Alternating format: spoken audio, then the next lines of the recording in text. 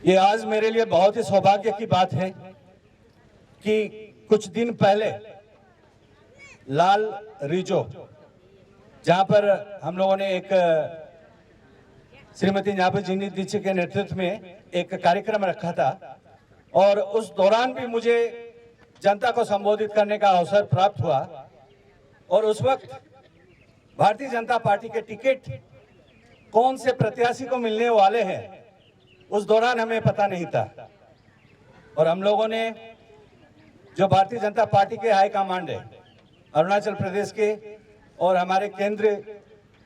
के जो स्तर के जो हाई कमांड है, जो हमारे वरिष्ठ नेतागण हैं, उन्हें लाल रिजो के उस कार्यक्रम से हम लोगों ने एक निवेदन किया था कि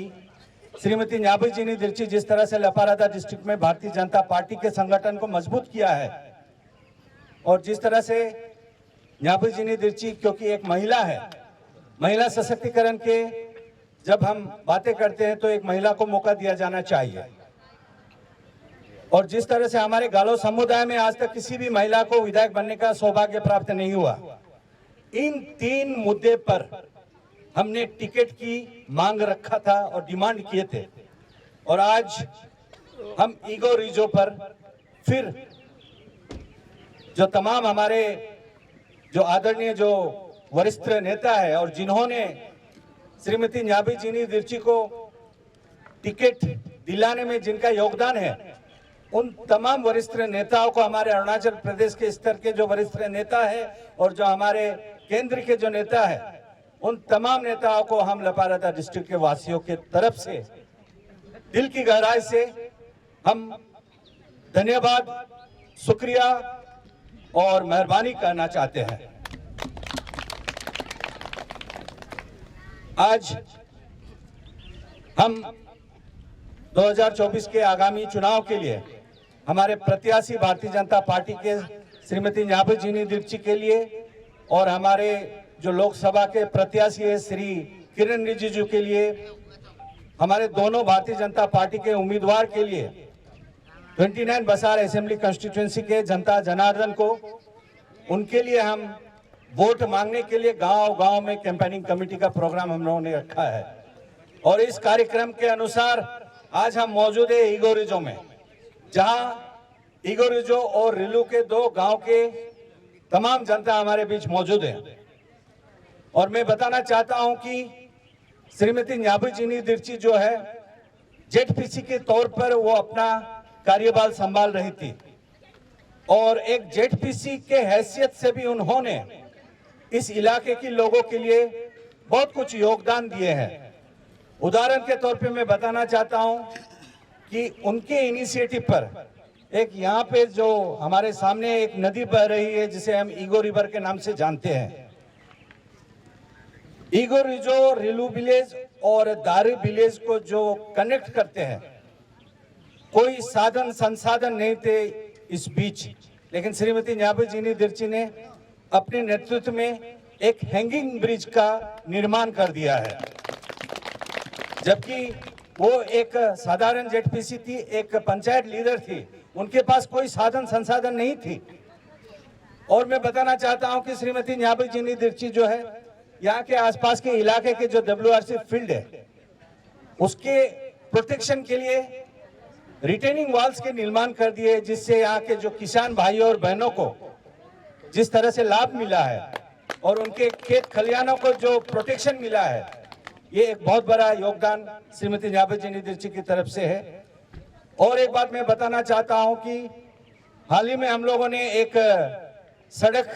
जो कि बहुत चर्चा का विषय बना हुआ था सोशल मीडिया पर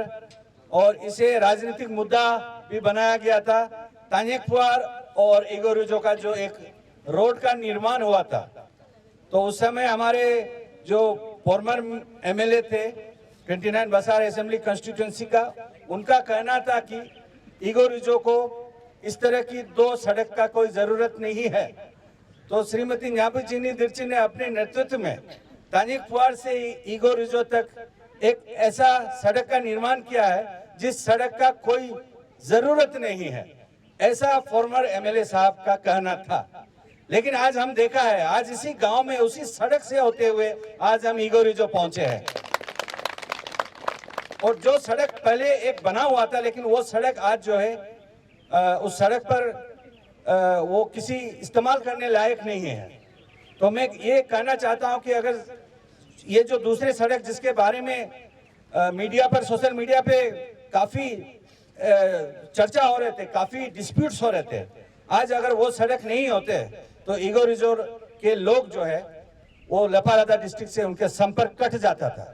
उनके कनेक्टिविटी खत्म हो जाते थे। तो इसीलिए मैं ये कहना चाहता हूं कि श्रीमती न्याबुजिनी दीक्षी के वजह से इस क्षेत्र के लोगों को काफी बेनिफिट मिल चुके हैं। और एक जो कम्युनिटी हेल्थ सेंटर है उसके भी एक ब्लूप्रिंट उन्होंने तैयार किया है श्रीमती न्याबुजिनी दीक्षी ने, जहां पर एक जो कॉर्पोरेट सोशल रिस्पॉन्सिबिलिटी एक स्कीम्स होते हैं। मिस्टर हाथातू जी एक अरुणाचल के एक बहुत ही वरिष्ठ कंट्रैक्टर है, क्लास 1 रजिस्टर्ड कंट्रैक्टर है। उनके साथ जॉइंट वेंचर में मैडम दीक्षी ने CHC जो दारू के कम्युनिटी हेल्थ सेंटर है उसे अपग्रेड करने वाले हैं। और जो फैसिलिटीज उस हॉस्पिटल्स में जो फैसिलिटीज उपलब्ध होंगे उससे दारू सर्कल के आसपास के लोगों को, खास करके मरीजों को बहुत फायदे मिलने वाले हैं। और ये सारी उपलब्धियां जो है श्रीमती न्याबुजिनी दीक्षी एक ZPC की हैसियत से उन्होंने हासिल किए हैं। अब मैं आपको ये बताना चाहता हूं कि अगर सोचिए कल अगर वो हमारे विधायक बन जाती है, हमारे MLA बन जाते हैं, तो कितने सारे योजना, कितने सारे परियोजनाएं वो लेके आने वाले हैं। इस बात का अंदाजा जो है हम लगा सकते हैं। न केवल दारू सर्कल बल्कि पूरे बसार सर्कल 29 बसार असेंबली कॉन्स्टिट्यूएंसी के लोगों के लिए वो बहुत बड़ा काम करने वाली है। तो यहाँ के डेवलपमेंट के लिए, यहाँ के प्रगति के लिए जिस तरह से न्याबुजिनी दीक्षी के जो एक विजन है और जो वो कार्य करना चाहते हैं, अगर उसे देखा जाए तो लपारादा डिस्ट्रिक्ट जो है आज मौजूदा जो स्थिति है वो 5 साल बाद हम इस बात का कल्पना भी नहीं कर सकते कि हमारे लपारादा डिस्ट्रिक्ट कहां से कहां पहुंचने वाले हैं। तो इसलिए मैं आज श्रीमती न्याबुजिनी दीक्षी के कैंपेनिंग कमेटी के चेयरमैन के हैसियत से न केवल ईगो रिजो, न केवल रिलू विलेज, बल्कि तमाम दारू सर्कल के जितने जनता जनार्दन है, आज इस सोशल मीडिया के माध्यम से आप सभी को मैं प्रार्थना करना चाहता हूं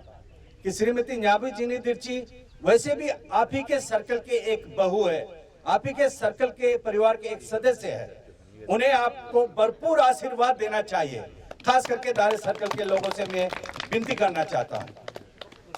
आज तिरबिन सर्कल के लोग, बसार सर्कल के लोग और सागो सर्कल के लोग आप लोगों को एक मौका दिया है और इस मौके का भरपूर फायदा उठाने का वक्त अभी आ गया है आप लोग के लिए। तो इसलिए अगर कोई इस गलतफहमी में है कि इस बार जो है श्रीमती न्याबुजिनी दीक्षी के खिलाफ हम जाने वाले हैं, ऐसे कोई अगर है तो मैं उन्हें हाथ जोड़कर विनती करना चाहता हूं कि आप जो है दोबारा जरूर सोचिएगा, क्योंकि श्रीमती न्याबुजिनी दीक्षी को इस बात का लोगों के बीच में एक शंका था कि टिकट उन्हें मिलने वाली है या मिलने वाले हैं या नहीं मिलने वाले हैं, लेकिन अंत में टिकट श्रीमती न्याबुजिनी दीक्षी को मिले हैं। तो जिसके पास टिकट है वही जो रूलिंग पार्टी के, जो सत्तारूढ़ पार्टी के उम्मीदवार है, उन्हें अगर हम जिताएंगे तो वही आपके एरिया के डेवलपमेंट के लिए कुछ काम कर सकते हैं। आज हमारे बीच मैं जिक्र करना चाहूंगा जो हमारे MP के उम्मीदवार है श्री किरण रिजिजू के बारे में भी मैं कुछ आप लोगों को कहना चाहूंगा। देखिए इस वक्त हम जहाँ पे खड़े हैं, और मेरे कैमरामैन विमल देवनाथ को मैं रिक्वेस्ट करना चाहता हूँ, कैमरा आप जरा फोकस कीजिएगा उस हमारे जो उस इंफ्रास्ट्रक्चर के ऊपर। ये देखिए, ये एक NSDF के माध्यम से नेशनल स्पोर्ट्स डेवलपमेंट फंड का एक परियोजना है, एक स्कीम है, और ये एक badminton indoor double court stadium है। आप देखिए ये किरण रिजिजू सर जो है हमारे अरुणाचल भारत के देश की, जब वो युवा एवं स्पोर्ट्स मिनिस्टर थे, उस दौरान जो है उन्होंने इस स्कीम्स को सैंक्शन किया है और आज आप देख सकते हैं ये जो इंफ्रास्ट्रक्चर है वो बनके लगभग तैयार है। इस इंफ्रास्ट्रक्चर के वजह से हमारे आसपास के जो नौजवान युवा है, जो हमारे यंग जनरेशन है, उन्हें अपने खेल कूद के क्षेत्र में आगे बढ़ने का एक अच्छा अवसर मिलेगा। तो आप अंदाजा लगा सकते हैं कि हमारे किरण रिजिजू साहब जब हमारे देश की केंद्र में मंत्री है तो उसके फायदे देश के कोने कोने तक पहुंच रहे हैं और जहां इस वक्त हम मौजूद हैं यहाँ भी उनके जो योगदान है, उनके कंट्रीब्यूशन हमें नजर आ रहे हैं। तो इस तरह की और भी बहुत सारे उपलब्धियां हैं और बहुत सारे कंट्रीब्यूशन है श्री किरण रिजिजू के हमारे अरुणाचल के हर कोने कोने पर। लेकिन अब वक्त का कमी का वजह से मैं हर एक स्कीम्स का यहाँ पे नाम जिक्र नहीं कर सकता हूँ। तो मेरे कहने का मतलब ये है कि हम जो है